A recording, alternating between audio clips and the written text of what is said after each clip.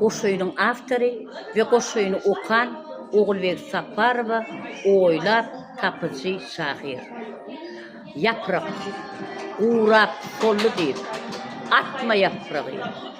Dökün molar kökü şoňa gerekdir.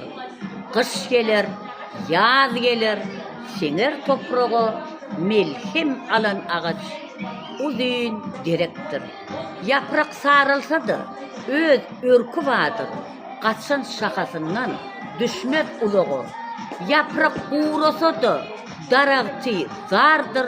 Şüreyen bolsa da emdir şol bağı. Alıpdı yaşayışı yaprak şol kökten. Şahir, bu yaşayışın kanunun söyle.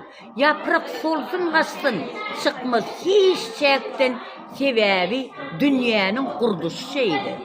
Solur, çürer, şondan taplanır toprak. Kaçsan yapraklardan darağıt güycalar. Pıntık yarıp çıkan yaşacık yaprak teze bir dirilişin sebep olur. Mehribanlarım, men sizin hemmeňiz gowy size bagtly ömür, gelecekde durmuşuňyzda arzuwlaryňyzyň hasyl bolmagyny arzu edýärin. Kim meniň goşgylarymı iň soňuna çeýin dinleýän bolsa, goý onuň ömrü şeýle bir gül pürçük ýaly bagtly bolsun. Gül pürçük ýaly ýaşaýyşy şeýle bir pazarlap etsin de.